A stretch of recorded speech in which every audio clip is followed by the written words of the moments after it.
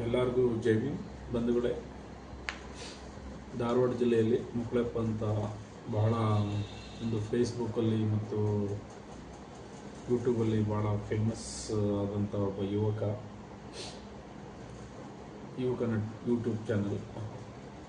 ಇವತ್ತು ರೀಸೆಂಟಾಗಿ ಅವರು ಒಂದು ಪ್ರೀತಿಸಿ ಒಂದು ಹಿಂದೂ ಹುಡುಗಿನ ಮದುವೆ ಆಗಿದ್ದಾರೆ. ಮುಕ್ಳೆಪ್ಪ ಅವರು ಮೂಲತಃ ಮುಸ್ಲಿಂ ಸಮುದಾಯಕ್ಕೆ ಸೇರಿದವರು.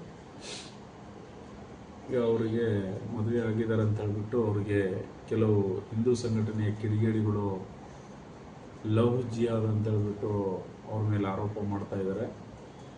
ಇದು ಯಾವುದು ಲವ್ ಜಿಹಾದು ಅಲ್ಲ, ಎಂಥದ್ದು ಅಲ್ಲ. ಈ ಥರ ಯಾರಾದರೂ ಮುಕ್ಳಪ್ಪ ಮತ್ತು ಅವರೇನು ಪ್ರೀತಿಸಿ ಮದುವೆ ಆಗಿದ್ದಾರೆ ಹುಡುಗಿ ಮೇಲೆ ಏನಾದರೂ ತೊಂದರೆ ಕೊಟ್ಟರೆ ಭೀಮ್ ಆರ್ಮಿ ಸಂಘಟನೆ ಮಧ್ಯದಲ್ಲಿ ಬರಬೇಕಾಗುತ್ತೆ. ಸೊ ಆದ್ದರಿಂದ ಯಾರು ಮುಕ್ಳಪ್ಪ ಮತ್ತು ಅವರ ಏನು ಹೊಸದಾಗಿ ಮದುವೆ ಆದಂಥ ಹುಡುಗಿನ ತೊಂದರೆ ಕೊಡಬಾರ್ದು ಅಂತ ನಾನು ರಾಜಗೋಪಾಲ್ ಭೀಮ್ ಆರ್ಮಿ ಸಂಘಟನೆಯ ರಾಜ್ಯಾಧ್ಯಕ್ಷನಾಗಿ ಹಿಂದೂ ಸಂಘಟನೆಯ ಪ್ರಮುಖರಿಗೆ ನಾನು ತಿಳಿಸ್ತಾ ಇದ್ದೀನಿ. ನಿಮ್ಮ ಸಂಘಟನೆಯ ಕಿಡಿಗೇಡಿಗಳನ್ನು ಈ ಥರ ಕೋಮುಗಲಭೆ ಇಳಿಸೋದನ್ನು ನಿಲ್ಲಿಸಬೇಕು ಅಂತ. ಮತ್ತು ಏನು ಹೊಸದಾಗಿ ಮದುವೆ ಆಗಿದ್ದಾರೆ ನವಯುವಕರಿಗೆ ನೆಮ್ಮದಿಯಾಗಿ ಬಾಳಲಿಕ್ಕೆ ಬಿಡಬೇಕು. ನಿಮ್ದೇನಾದರೂ ದೌರ್ಜನ್ಯ ಇದ್ದರೆ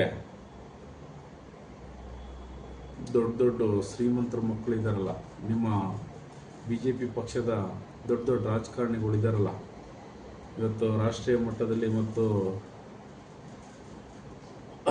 ಬೇರೆ ಬೇರೆ ಕಡೆ ಹಿಂದೂ ಹೆಣ್ಮಕ್ಳು ಮುಸ್ಲಿಂ ಜೊತೆ ಮದುವೆ ಆಗಿದಾರಲ್ಲ, ಫಸ್ಟ್ ಅದನ್ನು ತಡೀರಿ.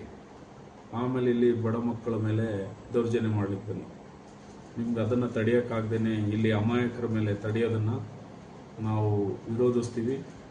ಈ ಥರ ಏನಾದರೂ ಮುಂದೆ ಸಮಸ್ಯೆ ಆದರೆ ಭೀಮ್ ಆರ್ಮಿ ಸಂಘಟನೆ ನಾವು ಅವರ ರಕ್ಷಣೆಗಿರ್ತೀವಿ ಮತ್ತು ನಿಮ್ಮ ವಿರುದ್ಧ ಹೋರಾಟ ಮಾಡಬೇಕಾಗುತ್ತೆ ಅಂತ ಈ ಮೂಲಕ ನಿಮಗೆ ಎಚ್ಚರಿಕೆ ಕೊಡ್ತಾ ಇದ್ದೀನಿ. ಜೈ ಭೀಮ್, ಜೈ ಭಾರತ್.